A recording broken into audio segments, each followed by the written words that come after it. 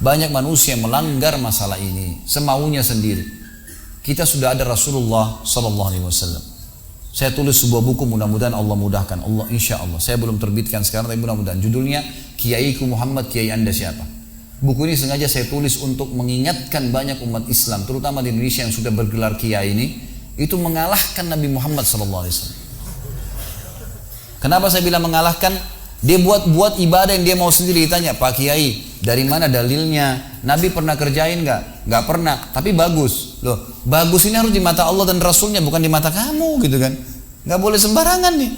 Kalau orang bebas berbuat semaunya teman-teman sekalian, semua ibadah yang tidak punya panduan wahyu Al-Quran dan Sunnah namanya bid'ah.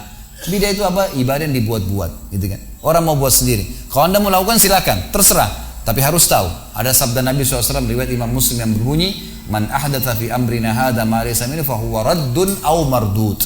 Siapa yang buat ibadah tidak kami contohkan kata Nabi SAW, maka itu akan ditolak atau akan tertolak. Tidak ada gunanya buat dia, tidak ada manfaatnya sama sekali. Buang-buang waktu, buang-buang biaya dan seterusnya. Teman-teman sekalian, fokuslah pada ibadah yang sudah ada panduannya. Itu aja sudah banyak sekali. Coba saya kasih rasional. Subuh, besok subuh insya Allah ada sholat sunnatul fajr. Kalau orang biasa sebut qobliyah subuh. Ini juga banyak orang salah paham, dianggap sunnatul fajr adalah sebelum azan subuh. Ini nggak benar. Sunnatul fajr antara azan dan iqamah subuh. Sebagaimana Nabi SAW menyebutkannya, sunnatul fajr itu antara azan dan iqamah subuh, dan beliau kerjakan, lalu beliau mengatakan rak'atai fajr khairu minad dunya wa ma fiha. 2 rakaat fajr antara azan dan iqamah subuh pahalanya lebih baik daripada dunia dan seluruh isinya. Lebih baik daripada dunia dan seluruh isinya. Lalu kita sholat subuh.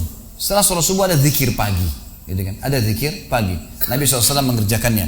Lalu kemudian kita istirahat sebentar, sudah ada duha. Kita punya kesempatan kerjakan 2 rakaat sampai 12 rakaat. Baik, istirahat sebentar, ada duhur. Ada qobliyah duhur 4, ada duhurnya 4, ada ba'diyah duhur 4. Kata Nabi SAW, siapa yang menjaga 4 rakaat sebelum duhur dan 4 rakaat sudah duhur, Allah akan haramkan baginya api neraka. Baik, istirahat sebentar, ada asar. Ada qobliyah asar 4, ada asar 4. Kemudian ada juga zikir sore. Kata Nabi SAW, semoga Allah merahmati seorang hamba yang selalu menjaga 4 rakaat sebelum asar. Sebentar istirahat ada maghrib. Qobliyah maghrib 2, maghribnya 3, ba'diyah maghrib 2. Kemudian habis itu isya. Sebentar istirahat ada isya.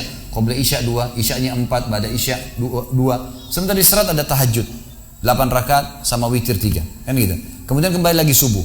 Ini padat sekali teman-teman sekalian. Mana ada waktu karang-karang ibadah nih. Ini belum kita bicara majelis ilmu, belum bicara baca Quran, belum bicara jenguk silaturahim keluarga, jenguk orang sakit. Banyak ibadah yang ada perintahnya. Lalu kenapa mau buat ibadah yang tidak ada perintahnya? Ini untuk apa? Gitu kan? Habisin waktunya untuk apa teman-teman sekalian? Karena Nabi SAW sudah bilang, bukan kata saya, siapa yang buat ibadah tidak kami contohkan tertolak, tidak diterima. Makanya Ali bin Abi Thalib tekankan definisi dalam masalah takwa. Patuh pada Allah, ikutin perintah wahyu Al-Quran dan Sunnah. Diperintahkan kerjakan, tidak diperintahkan jangan dikerjakan. Sampai sebagian ulama mengatakan, siapa yang berani menambah ajaran Muhammad SAW, berarti dia menganggap dirinya lebih pintar daripada Nabi SAW. Oh, Nabi sebelum meninggal sudah menjelaskan kepada kita, tidak ada sesuatu yang kalian butuhkan untuk masuk ke dalam surga dan selamat dari api neraka kecuali sudah saya jelaskan, kata Nabi. Gak usah ditambah, gak usah dikurangin, kerjaan itu saja cukup. Gitu kan? Jadi fokus di masalah ibadah sesuai dengan wahyu. Jangan pernah ragu teman-teman sekalian. Kalau ada ustadz atau ustadzah, kiai, habib, siapa saya depan anda lagi ceramah, kemudian dia mengatakan kerjakan ini, jangan ragu tanya. Maaf, ada ayatnya, ada hadisnya, ada dalilnya nggak? Biar kami benar nih kerjainnya, gitu kan? Jangan dikarang-karang. Kalau perkataan saya, perkataan guru saya ini nggak diterima dalam Islam. Kata Imam Malik rahimahullah, semua perkataan bisa ditolak, diterima kecuali pemilik kuburan ini. Ditunjuk kuburan Nabi Muhammad SAW.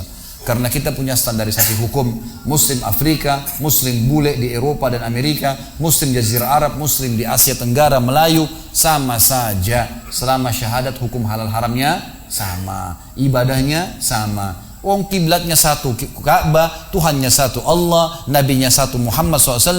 Ya kan, kitabnya Al-Quran sama. Kenapa harus ada perselisihan? Banyak orang salah paham. Oh, ada hadis Nabi ikhtilaf ummati rahmah. Dari mana hadis ini teman-teman sekalian? Hadis maudhu ini, hadis palsu. Ikhtilaf umatku adalah rahmat. Dari mana rahmat? Kalau begitu berarti Nabi SAW suruh kita berselisih dong. Gitu kan? Padahal hadis Nabi jelas disuruh bersatu, gitu kan? Orang mukmin seperti sama mukmin seperti satu taman yang saling merapatkan diri satu sama yang lain. Seperti satu jasad, kalau satu luka semuanya badannya demam. Kan begitu. Bukan disuruh berselisih. Dan ini hadis-hadis sahih, ini malah hadis yang palsu. Bagaimana kita bisa pegang pada hadis ini? Maka belajar yang benar teman.